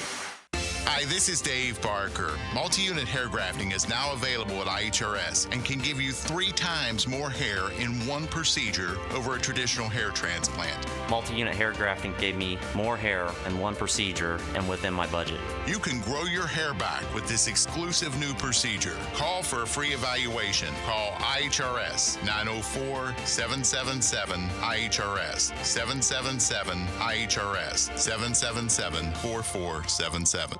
Are you 18 years or older, just got married, just got divorced, or have children? Listen up. Have you done your last will and estate planning? If you have questions, call Matt Hinson with the Hinson Law Firm. Reach him at 527-1700, offices Jacksonville, Florida. And don't let the state decide your fate. It's Helmets and Heels, Kingfish Pest Control Wednesday. If the Florida heat is getting you down and you're sweating up a storm, fire up a phone call to Florida Home AC and order an AC tune-up. It's the best way to beat the heat and keep your AC unit working at peak performance. Log on to FloridaHomeAC.com for their tune-up special and make sure you're primed for the peak of that heat. Florida Home AC, the official AC provider of the Jacksonville Jaguars, and just a phone call away at 777-4300. Order that tune-up today. There are 3 certainties in life: death, taxes, and if you stay in your home long enough, a new roof. Pick it here for our friends at Lockhart Roofing. Nobody better in Jacksonville. How do I know? They are a local certified Master Elite contractor, and that means they have a GAF Master Elite warranty. That's the best in the roofing industry. In this day and age, don't settle for cheaper discount roofers. Lockhart Roofing has been here for decades. They aren't going anywhere. Call my friends at Lockhart Roofing, 994-3851. That's 994-3851. Lockhart Roofing, Jacksonville's best for Jacksonville people. Sports talk sometimes gets confusing. I'm Hayes Carline, here to clean up the confusion. Join me afternoons on The Frangie Show for Cleaning Up with Hayes, brought to you by Molly Maid on 1010XL. Hey gang, Prosser here, telling you once again about Chad and Sandy Newman. Mortgage rates are down, creating more active buyers and sellers. If you've been waiting, now is a great time to sell your home before more homes flood the market, driving down prices. So maybe you want guaranteed no-hassle home sale, but don't want to give up hard-earned equity to do it.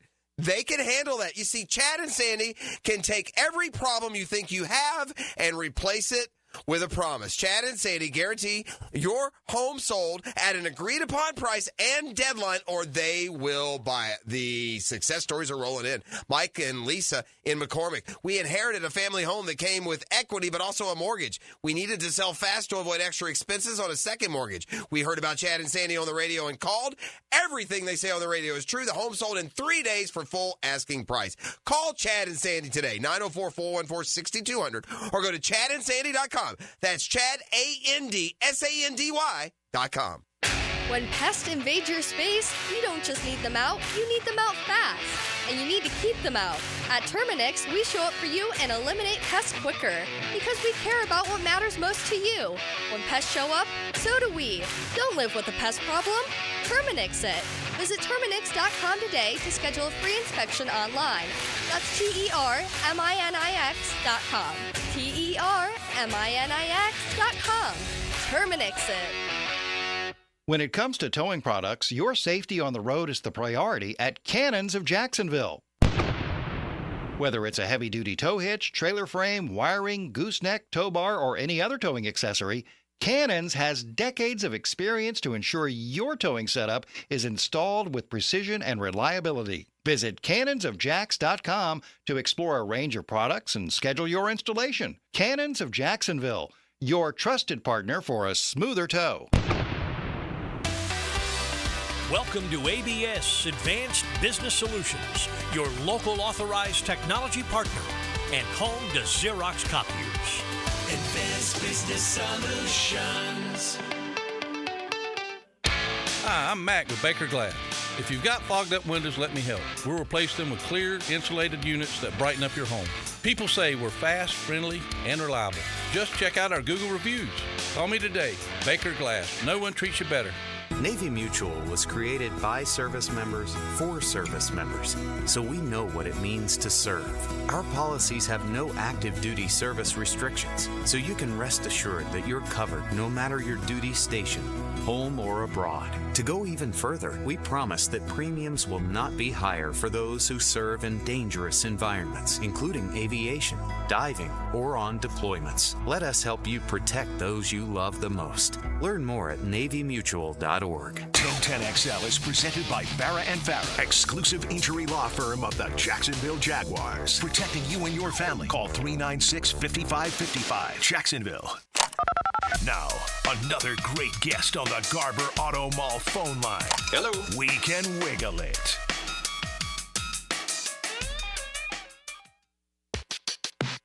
Mia O'Brien, Taylor Dahl, RJ Saunders, I'm Lauren Brooks with you, and we are pleased to be joined by Bob Socci, the radio voice of the New England Patriots. Bob, thank you so much for joining us today.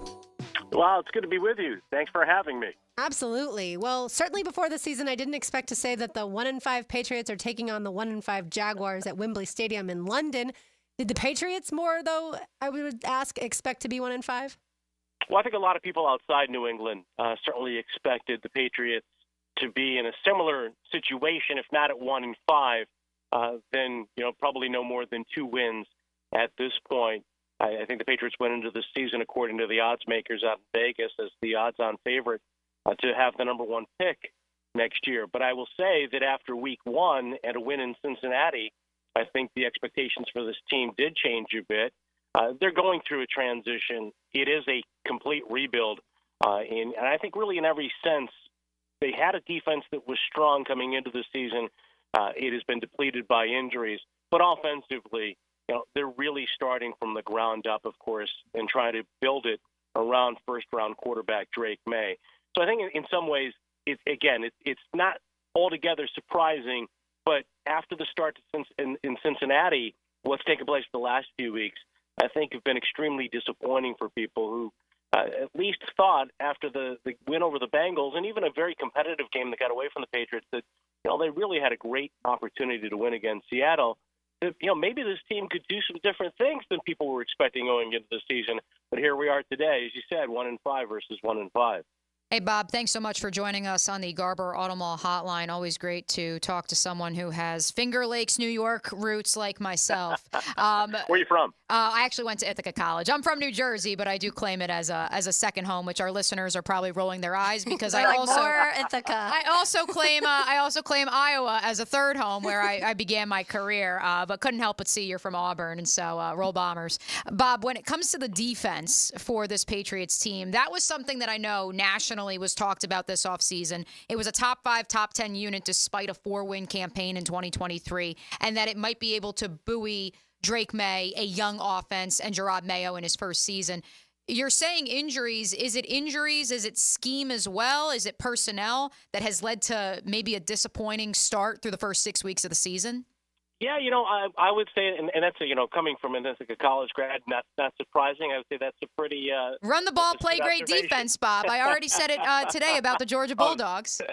There's a Cortland State grad who's on the Patriots staff, so maybe that has something to do with it. But we won't digress. They too won much. the Natty this year. We've absolved them. I think honestly, it really begins with personnel, and they lost Christian Barmore, who's a very talented athlete, an explosive player up front, and really had a breakout season last year. Second-round pick out of Alabama. He was diagnosed with blood clots very early in training camp. The news came out just before the first padded practice of training camp. And then they were dealing with a hold-in involving Matthew Judon and eventually traded him away. And when healthy, certainly as a two-time Pro Bowler for the Patriots, he'd been their best defensive player the last several years, and without question their best pass rusher. So they were already, minus those two guys coming into the season, but I think still they felt like they had the makings of a solid defense. And most of the coaching staff stayed on with Gerard Mayo. Steve Belichick, who was the de facto coordinator with Mayo the last couple of years, did take a job at the University of Washington. And, of course, obviously there's no Bill Belichick here anymore, but a large group of coaches on the defensive side remained intact. And so I think the scheme, what they've tried to execute schematically, I think they want the same types of things to cause problems for the opposition, but they really have been limited in some respects by injuries. They lost middle linebacker Juwan Bentley, and that's created a huge hole in the middle of the defense. He's a guy who played 90+% of the snaps, really had improved in his all-around game, not just a run thumper as he was early in his career, really the leader of that defensive unit. He tore his pec early this season, and that's when I think we started to see real cracks in the personnel foundation. Kyle Duggar, a very important player for this team as a safety, has been in and out of the lineup the last couple of weeks and not the same player as he's dealt with injuries. Jabril Peppers, a player that they signed to a contract extension offseason, another safety. And the safeties are really critical to what they do and try to confuse opposing quarterbacks. They have a lot of versatility and change up their looks in the secondary quite a bit. And there's a lot of crossover between corners and safeties. And he got hurt and then subsequently was arrested and is unavailable for the team on the commissioner's exempt list. And so they've taken some knocks there. But that is not to excuse a lack of discipline at times, failing to contain quarterbacks, untimely penalties, and a couple defensive pass interference calls that really prolonged drives on Sunday for the Houston Texans, where the Patriots could have gotten them off the field earlier. Maybe the difference between a field goal and a touchdown, a 4-point swing, or prolonging a touchdown drive itself and giving up 7 there where you could have gotten off the field because of a pass interference call or some other pre-snap penalty, a lined up in the neutral zone. Those kind of things are happening with more regularity these last couple of weeks. And maybe it is somewhat personnel related, but there's still no excuse for it. The injuries are not a factor there, I think, the way they have to look at it. And they've got a lot of things to clean up, obviously, before they take off for London. Bob, let's talk about the quarterback. Drake May getting his first start this last weekend against the Texans. 243 yards, 3 touchdowns, a couple picks, though. But tell us what elements does Drake May bring to this offense? Because you do feel like it brought some sort of fire to the Patriots offense this last weekend. Yeah, no question. There was a sense of energy as described by players, coaches in the week leading up to the Texans game. For one thing, physically, he's the kind of quarterback the Patriots have not had. A big, strong guy who's athletic, and obviously plays and you never want to make comparisons to Tom Brady, but in this case, I'll contrast. Brady's the all-time best, and nobody, in New England, not Mac Jones, and taking nothing away from him or the other quarterbacks who followed Brady will ever approach what he did in his career. May is a guy who has similar size at 6'4". He's a far better athlete, and his mobility, I think, is something this team desperately needed at this point. As we saw on Sunday against the Texans, as we saw in the first 5 weeks of the season with Jacoby Brissett, the quarterback was under constant duress, and actually, I think a 46-47% pressure rate has been consistent for this team all season long. Well, in the case of May, he was able to make things happen with his legs, either to pick up yards on the ground, or we saw as the game went along him getting more comfortable, making some off-platform plays and being able to keep plays alive with his legs. So you begin there, and that now helps to offset the real deficiencies they have up front, at least in some cases, on some plays. Not all together, because there's still far too much pressure on the quarterback, and they really never got any ground game going. It's been a revolving door on the offensive line. But that's one way that he's been able to make up for some of the deficiencies, the way Brady used to make up for the chinks in the armor in a number of ways. The other part of it with May is the arm strength. We saw that on a beautifully delivered 40-yard touchdown pass. There's been no threat of downfield passing for this team for this season, and I would say really going back to the better part of last year too. So there's the physical goods. I think there's the freshness, there's the energy, the enthusiasm. I think the fan base wanted something to be excited about, and frankly, within the locker room, there's a lot of respect and admiration for Jacoby Brissett as a person, as a leader, and certainly because of his toughness, constantly being hit this year. But I think even in the locker room now, there's a different sense of excitement and possibility just because of this kid and what he brings from an enthusiasm standpoint, but far more importantly, what he brings from a physical standpoint. You mentioned the lack of a run game, Bob. What's the latest with Ramondre Stevenson? Well, we're going to find out momentarily. I did not go out to practice. The team just did leave the locker room from practice a moment ago, so I don't have the attendance report yet from the reporters as we talk. But Ramondre obviously did not play on Sunday inactive, and he didn't practice all last week with a foot injury. We were told last week by head coach Gerard Mayo that it was not a long-term issue. We'll find out shortly whether or not Ramondre Stevenson was out there in the media-accessible portion at the beginning of practice. And then, of course, later tonight, we'll get the report as well on whether he practiced at all or was limited. In the case of Stevenson, not having him on Sunday, I think, was a factor. He's obviously the leading rusher on this team, but more than that, maybe Drake May can potentially be the guy. But right now, Ramondre Stevenson is their best offensive player. And we've seen him have fumbling issues this year. Those notwithstanding, he has really carried this team in a lot of ways and certainly was a big factor in the win over Cincinnati, in being in position to win the game against Seattle. And even last week, for a team that averaged 8 yards per carry versus Miami, to help the team to a lead with a 33-yard touchdown run. And a lot of the yards he's gained this season, because of the problems on the offensive line, have really been on his own with contact even behind the line, but certainly just past the line on Ramondre Stevenson. Bob, we already had one of our listeners, who we affectionately call Heeligans, text into our text line and say, can you please go ahead and all of you can book Bob if you can have him as a guest when the Jaguars hire Belichick. I will not go quite that far, although if that is to come to pass, then certainly we would love to have you on. We really appreciate your time on the Garber Auto Mall hotline. But, Bob, what I will ask you is, there has certainly been a dialogue across the league surrounding Belichick's role as the general manager with regards to roster construction and how the Patriots are having to dig themselves out from underneath miscues in drafting, in free agent signings over the last 3 to 4 years. What would you make of that sentiment? Yeah, I think, here in New England, I think as the last 4 or 5 years post-Brady, saw this situation devolve into what it became at 4-13 last year. I think the prevailing public sentiment was that Bill Belichick is the greatest coach in NFL history. He's a great coach, but a lot of people were very critical, and with ample reason. When you look at the draft history, when you look at some of the free agent decisions in recent years, and I certainly think of the largest areas of criticism, you first point to the offensive line and the failure to address the tackle spot, which frankly his successors in the front office this year under Elliott Wolf, I think they would even have to admit at this point, based on what we've seen, that's an area that they could have better addressed in the offseason. The Patriots took Cole Strange, for example, a guard out of Chattanooga with a first-round pick several years ago, when it was clear that offensive tackle was a need.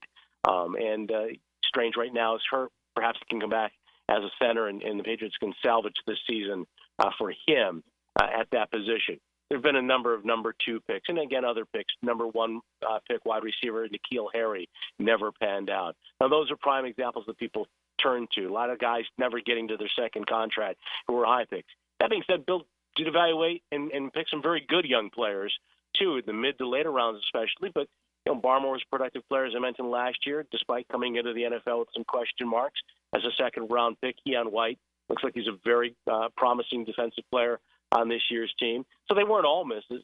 And certainly Bill's overall track record over 24 years as Patriots coach GM, is still one that stands on the merits of 6 Super Bowl titles, and a 2-decade dynasty, with Tom Brady, of course, a big part of that, if not the biggest part. But again, to your question, I think that people, Bill can still coach. There's no doubt about that in my mind. The problems for this team over the last several years have really revolved around personnel on the field. And I would say also a decision a couple of years ago when Josh McDaniels was hired in Las Vegas and Mac Jones was coming off a promising year as a rookie quarterback. And Matt Patricia, Joe Judge took over the offense. They tried to change the scheme. And really, it was a very difficult year, to say the least, for the quarterback, the young quarterback who regressed, who you saw the offense really struggle from day one of training camp. And they had to scrap a lot of what they wanted to do, trying to implement the West Coast offense, the Shanahan type of zone blocking scheme. And so really, in a lot of ways, it was a wasted summer, and it led to a very, very difficult season. So that's the one area of coaching where I say you could say maybe you could call it a question because of his decisions with Patricia and Judge. But otherwise, this guy hasn't forgotten much about football. And certainly what he has forgotten is far more than I'll ever know. All right, Bob, final one before we let you go. The expectations for this weekend as you're looking. I'm sure the Patriots offense, and with Drake May looking the way he did last week, looking to continue that this week, have to be watching the last 2 games of what Caleb Williams and Flacco were able to do to the Jaguars secondary and thinking this is a game they could really get that side of the ball going. Do you think that's their mindset? I think it is, but I would imagine the Jaguars probably have similar thoughts too. Going into this game as New England, I don't know whether it's an advantage or not. I've heard mixed feelings about it. Mm-hmm. Having been out there all week, I think the thing for me in this game for the Patriots, they got to start a lot better. They have really started poorly. Last week, the offense was in a 3-and-out in between 2 Texan possessions and scores, and the Patriots just are not built to come from behind. I don't care what caliber of opponent they're playing. They beat Cincinnati because they got a couple of turnovers, didn't turn over the ball, and really played from out front. They had a chance to win over Seattle with a similar type of style until they relinquished a late 3-point lead and lost in overtime of that game. And I think even with Jacksonville, you go to 1-5 record, but you also scan different parts of the roster. And you mentioned the secondary being beat up. Well, the Patriots have faced some secondaries that haven't been at full strength, including Houston's, and not been able to take advantage. And a large part of that is because of the pressure on the quarterback, and in particular on the edges. And if I look at just seeing what I've seen so far, I think of Walker and Hines Allen. I know he's maybe not having the kind of season that he's enjoyed in recent years, but we've seen teams get after the Patriots week after week after week, snap after snap, and particularly with edge pressure. And the Pats haven't been able to adjust to that. And again, it's been a revolving door on the offensive line. I'm not sure what we're going to see at offensive tackle for them. That'd be the biggest area of concern for me going into this game is, if he may be able to create some plays with his legs, but you can't do that every play. You can't do that 50% of the plays and really be a successful offense in the NFL. Bob, we really appreciate it. Enjoy your time in London.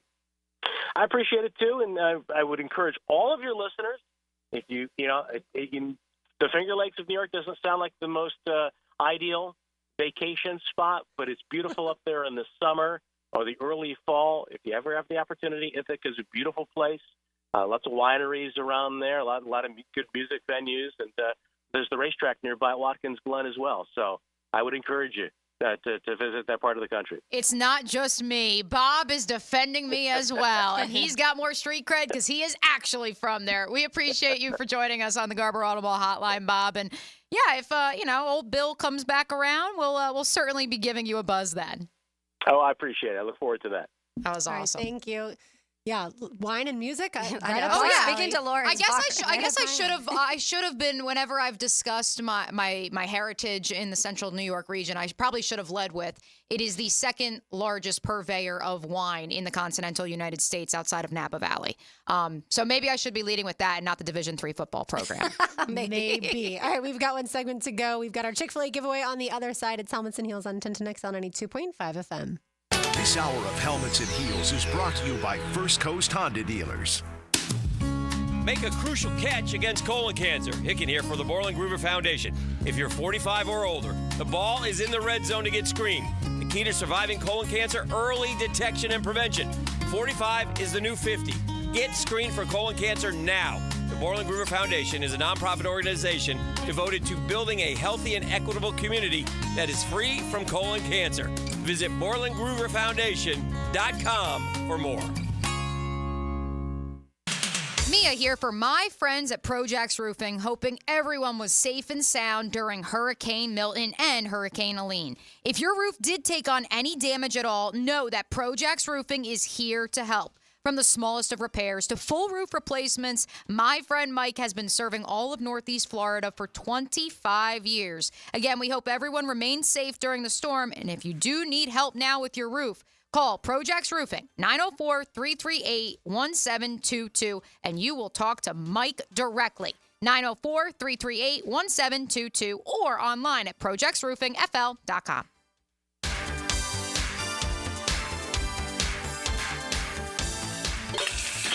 What makes that famous call? Dinner's ready! Even better? It's cooking a great meal with natural gas, enjoying faster cooking times and precise temperature control. And now getting a valuable cash rebate up to $300 when you install an energy-efficient natural gas range or cooktop.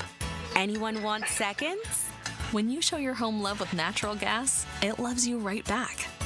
To learn more and how to qualify, visit peoplesgas.com/rebates. I'm here with Clayton Bromberg of Underwoods. Clayton, I've got a simple question. How much does a 1-carat diamond cost? Frank, that's an impossible question to answer because a carat is only a measure of weight for gemstones. It'd be no different than me saying, I have a beautiful wife. She weighs 125 pounds, which you'd find is a ridiculous description. Diamonds are graded for 4 factors, and carat weight is only one of those factors. The others are cut, color, and clarity, and each of these factors is graded specifically and set by a certified gemologist in an accredited gem laboratory. So when you ask about a diamond's weight, we're going to tell you more than just the price. At Underwoods, we want a customer to understand how all 4 factors of diamond quality relate back to the rarity and value of the diamond. Needless to say, we all understand the value of a dollar. At Underwoods, we want our customers to know what their dollar buys in diamond value. So if you're shopping for the best, stop by Underwoods. That's at Underwoods in San Marco, in Avondale, or at the shops of Ponte Vedra. It's Helmets and Heels, Kingfish Pest Control Wednesday. Proud partner of the Jacksonville Jaguars. Are you a member of the Ran Out of Room Club? Maybe it's a boat, RV, or cars. Maybe it's office space. A luxury storage unit at the Shed is your solution. Opening soon in Atlanta Beach. AC and plumbing available and spots filling fast. Don't join the Ran Out of Time Club. Go to theshedjacks.com. Hicken here for Bowden Eye & Associates, where you'll find Jacksonville's most esteemed eye doctors at each of their locations. After being selected for one of the most competitive ophthalmology fellowships in the world, Dr. Frank Bowden is frequently called upon for his expert opinion. He is currently one of the few cornea and external disease specialists in the area and the founder of Bowden Eye. Visit Bowden Eye & Associates today and experience the difference. Bowden Eye & Associates, keeping the First Coast focused. Every Monday, David Garrard calls the signals and looks for you on Jaguars Today from 10 to noon. Look past left prong. Oh, we're ready. Brought to you by WaterboyJacks.com. Duval. On 1010XL. Hayes Carline here. If you're like me in the fall, you want to watch football, not clean. Enter Molly Maid, voted Bold City Best Cleaning Service 3 years in a row. Molly Maid is reliable, friendly, and thorough. Visit mollymaid.com. Now, it's time to showcase the Crown Royal Special Teams Player of the Game. Live generously and life will treat you royally. Logan Cook had a smooth performance on Sunday for Jacksonville. The teal and black punter tallied 4 punts that would total 193 yards, with his longest punt going for 53 yards. Cook's game continues to be as cool as the other side of the pillow, and he's your Crown Royal Special Teams Player of the Game. Get off the ladder and put on the helmet with Gutter Helmet of North Florida.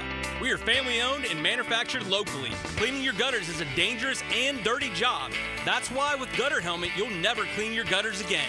Water goes in your gutters while trash and debris go on the ground. It won't collect like filters do. Gutter Helmet protects. Call now for 10% off and a free gutter cleaning and tune-up with your purchase of Gutter Helmet.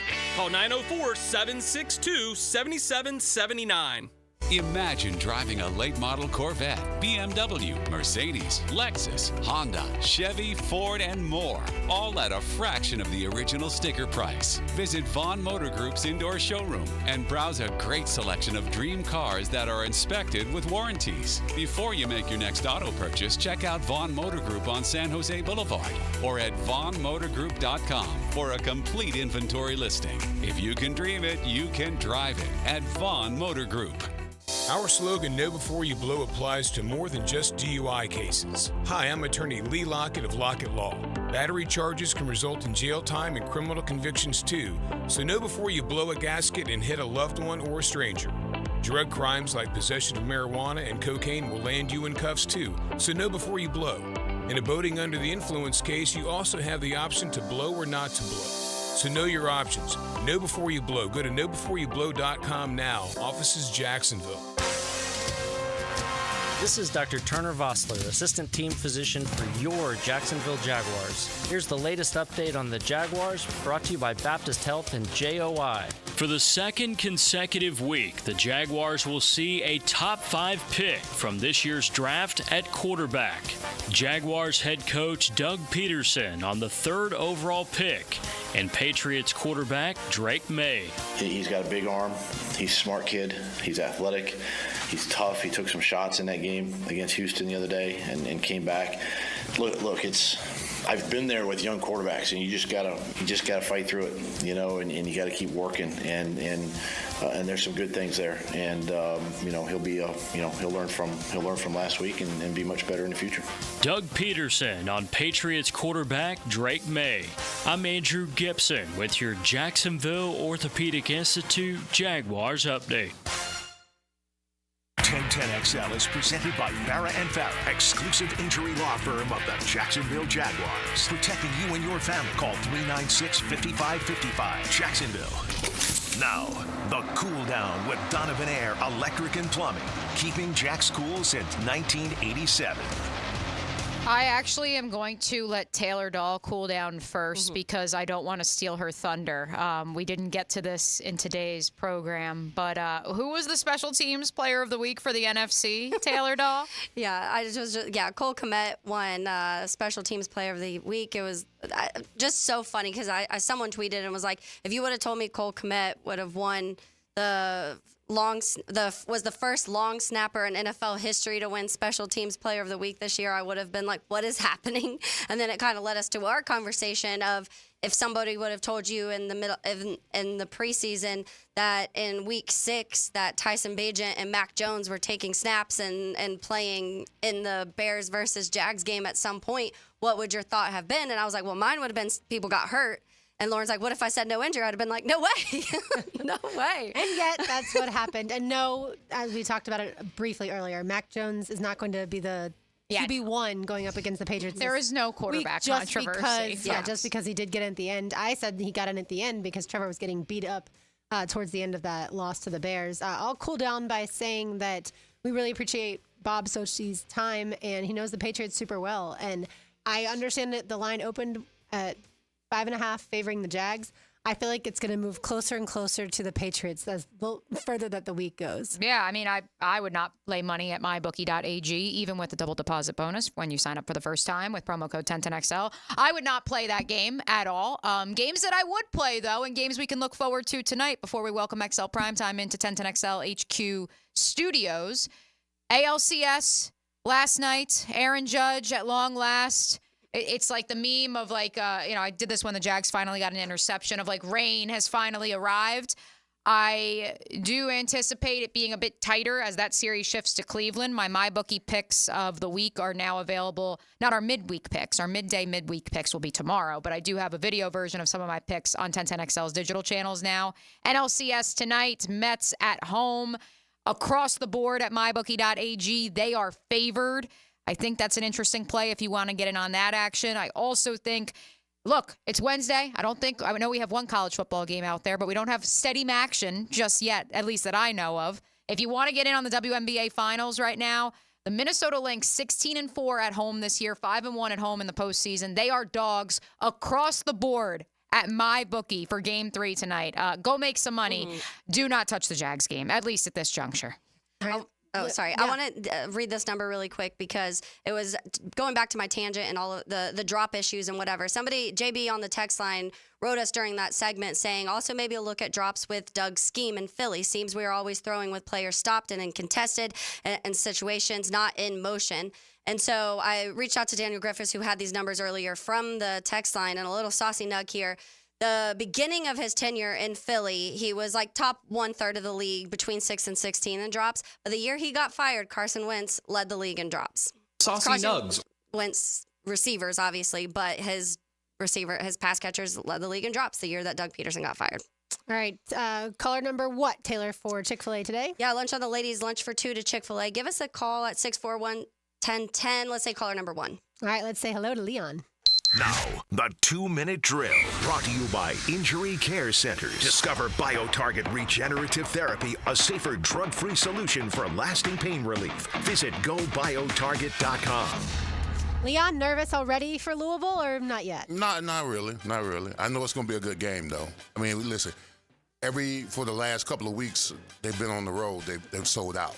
So that means that we're becoming most hated again. And when we're most Do you hated, love it? I absolutely love it. I said it to a buddy this afternoon.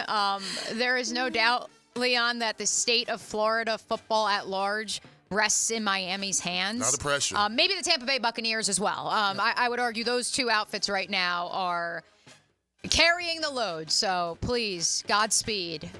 Don't give in to Jeff Brom. And Baker Mayfield is playing some ball in Tampa, isn't he? Oh, yeah. He's balling out. That offense as a whole, they ran for over 200 yards last week. I mean, they figured that out. That was their bugaboo the last 2 years. Absolutely. I said a few weeks ago, Tampa Bay to the Super Bowl at this point because they feel like them and the Vikings are the two best teams in the NFC right now. They are. They're playing the best. I throw the Lions in there, too. Yeah. They gave the Cowboys a butt whooping. I'm curious, though. We have Lions-Vikings this Sunday.